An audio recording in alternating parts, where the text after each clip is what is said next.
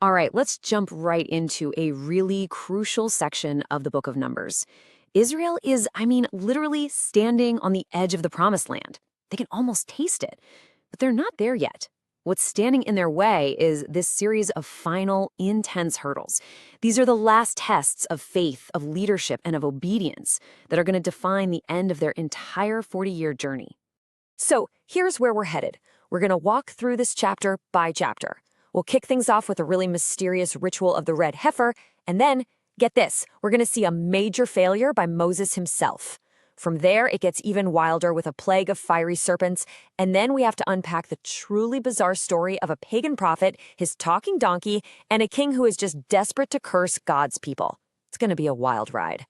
Okay, so chapter 19 kicks us off with a very specific and, let's be honest, kind of unusual law.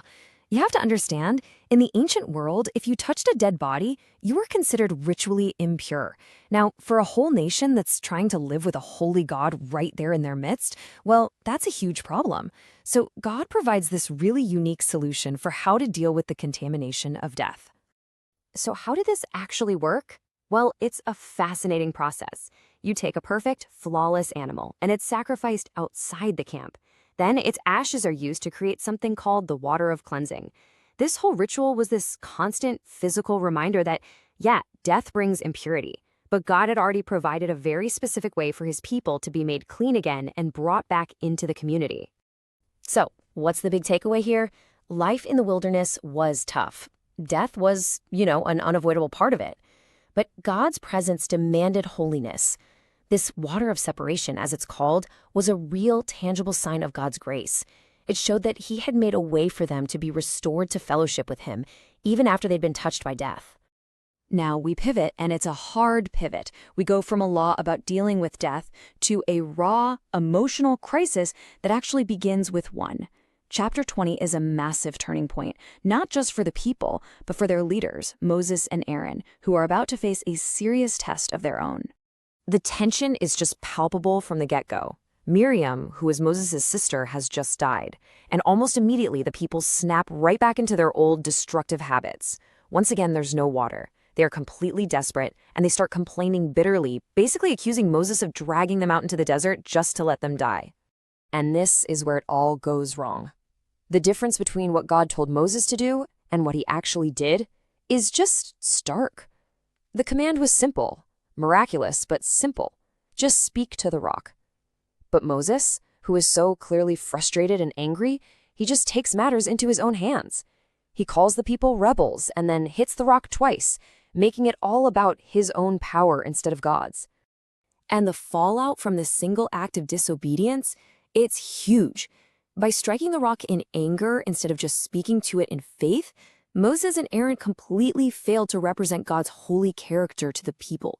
And the judgment is absolutely devastating. The two men who led Israel all the way out of Egypt would not be the ones to lead them into the promised land. So after that whole disaster at Meribah, and then the death of Aaron, the people they're completely discouraged. They have to take this long detour around the land of Edom, and, you guessed it, their patience runs out again. They start complaining against both God and Moses, and this time, the judgment comes fast and it is deadly. You can see the whole dramatic sequence play out. The people sin, God sends these venomous serpents, and a lot of people die. But when they repent, God doesn't just snap his fingers and make the serpents disappear. Nope. Instead, he provides a really peculiar remedy. He tells Moses to make a bronze serpent and raise it up on a pole. And the solution wasn't medicine. It wasn't some kind of magic. It was simply an act of faith. Anyone, didn't matter how badly they were bitten, if they just looked at that bronze serpent, they would live. It's such a powerful lesson. Salvation comes by turning your eyes toward the specific remedy that God provides. And notice the contrast with the last chapter, right? Moses' failure came from an act of striking. Here, salvation comes simply by looking. Okay, so now the whole dynamic shifts again. The threat isn't coming from inside the camp anymore. Now it's an enemy from the outside. As Israel is camped out on the plains of Moab, the local king, a guy named Balak, is absolutely terrified. He sees their sheer numbers and decides he needs a spiritual weapon to defeat this seemingly unstoppable nation. So here's Balak's big plan. He's going to offer a ton of money and fame to this really well-known prophet named Balaam. The mission is simple. Come and pronounce a curse on Israel. Because, as the saying went back then, he whom you bless is blessed, and he whom you curse is cursed. And this is where the story takes a turn into the truly unbelievable. On his way to meet the king, Balaam's donkey sees something Balaam can't. The angel of the Lord standing in the path with a drawn sword. After Balaam beats the poor animal 3 times for refusing to move, the Lord opens the donkey's mouth, and it actually chews out its master.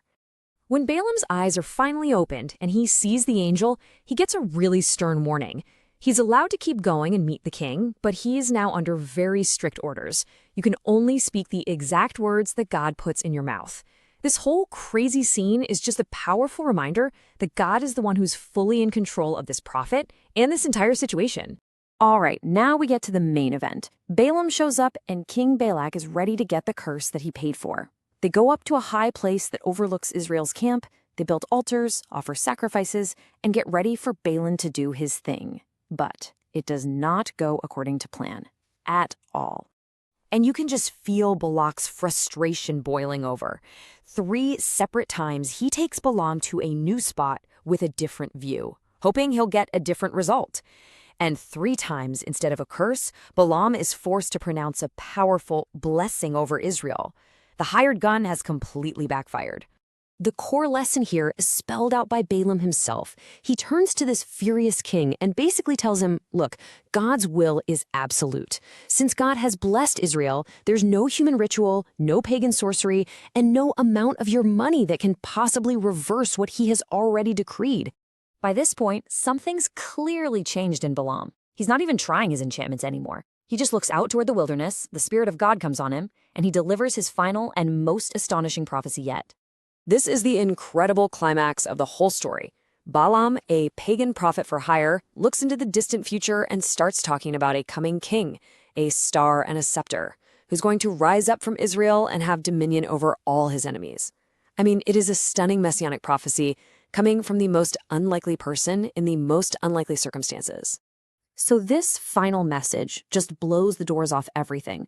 It reveals that God's purpose for Israel was never just about protecting them from some curse in the short term. It was always part of a much bigger, sovereign plan. Through this nation, he was going to one day bring forth a ruler and a kingdom that would ultimately triumph over all opposition.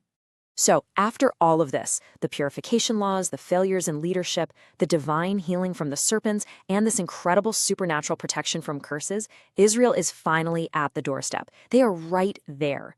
It's been proven that they are uncursable from the outside. The only question left hanging in the air is, can they conquer the enemy within?